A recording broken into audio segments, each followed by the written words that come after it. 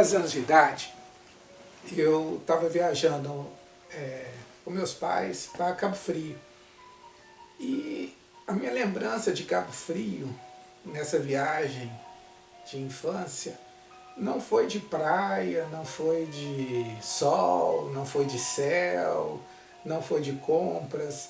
A única coisa que eu me lembro dessa viagem, com 10 anos de idade, foi o apartamento que a gente ficava e uma história em quadrinho que eu comprei e que fiquei encantado com ela, que foi essa revistinha aqui.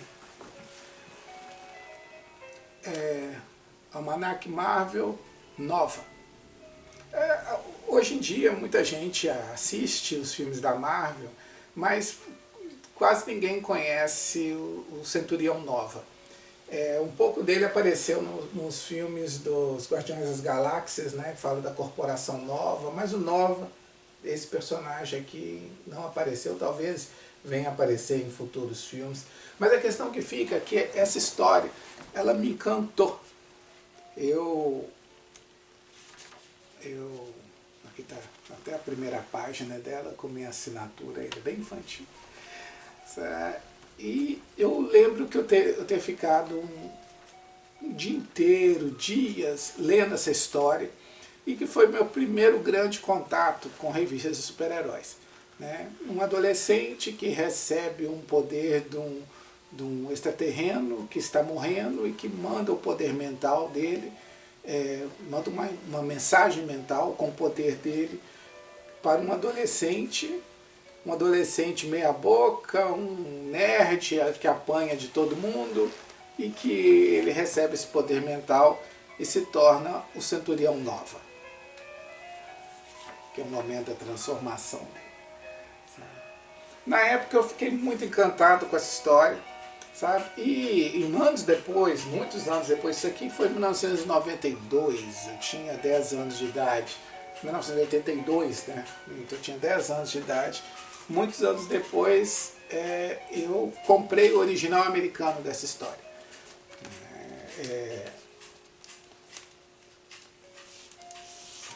Tirar aqui que ela está super protegida.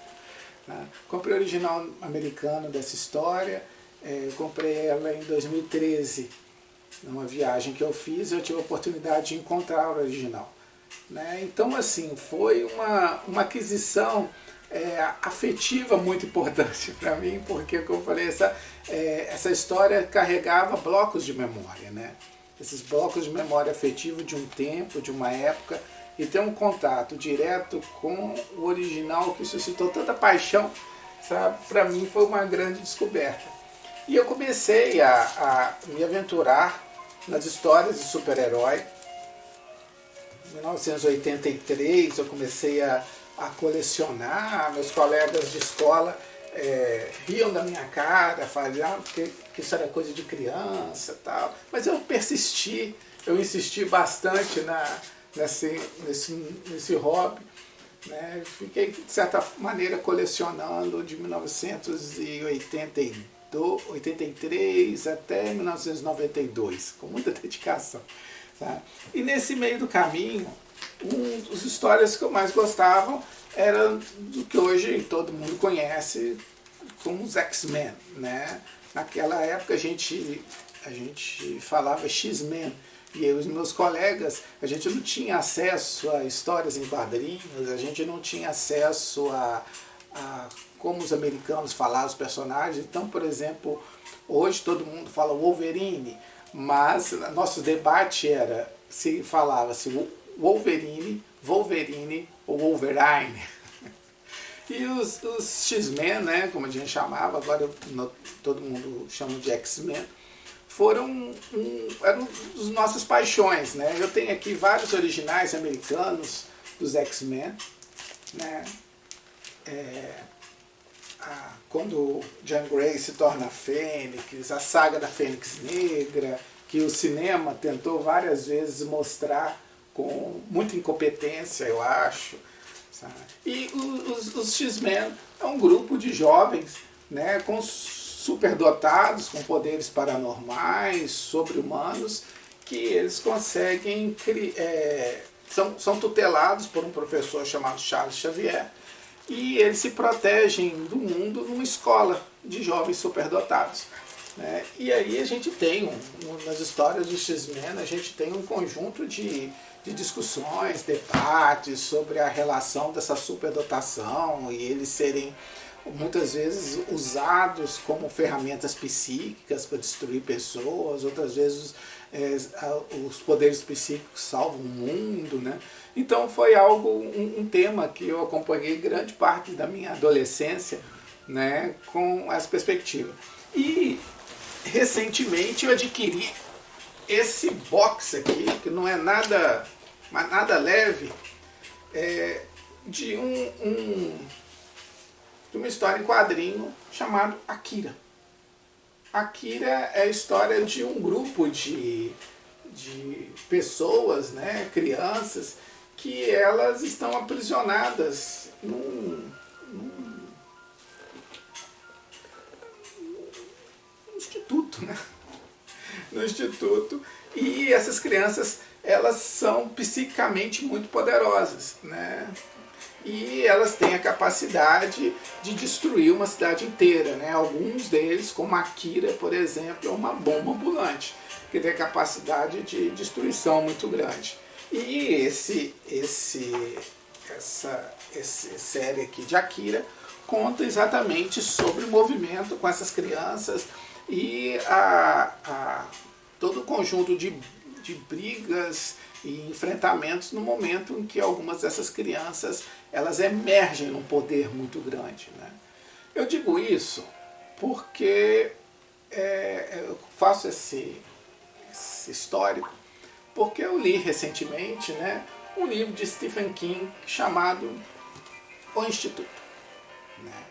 É um livro recentemente lançado, eu ganhei de presente de aniversário do meu irmão ano passado, e eu resolvi ler o Instituto para tirar um pouco o foco de um estilo de leitura que eu estava seguindo, que é uma leitura mais introspectiva, né? E eu resolvi assim, vamos mudar um pouco de campo de leitura, eu vou para o Instituto de Stephen King.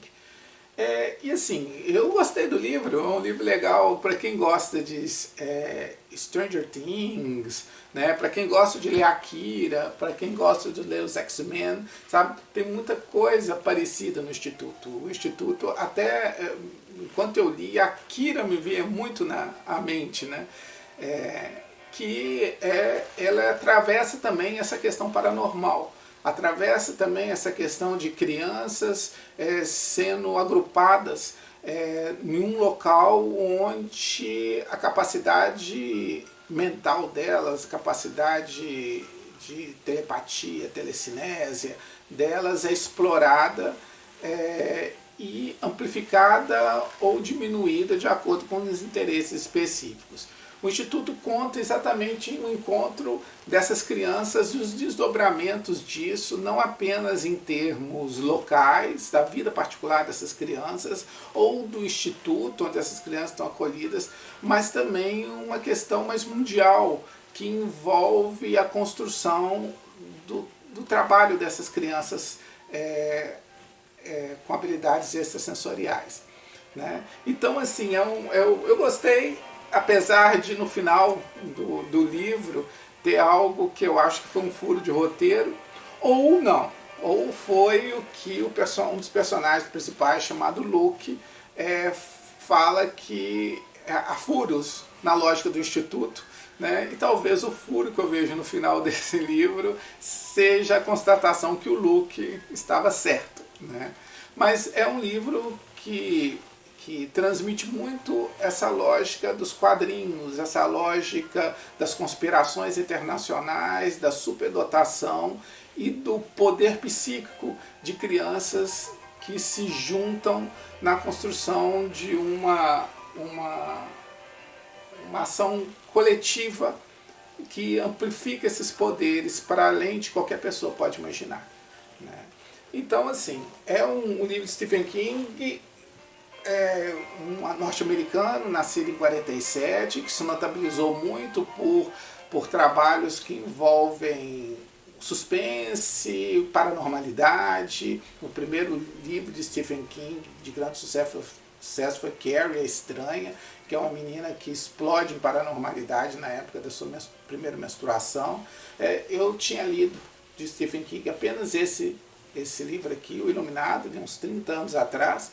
Gostei muito, né? E eu gosto dessa pegada meio realista e ao mesmo tempo fantástica, que tanto Stephen King, os X-Men, Akira trazem para nós. Tá?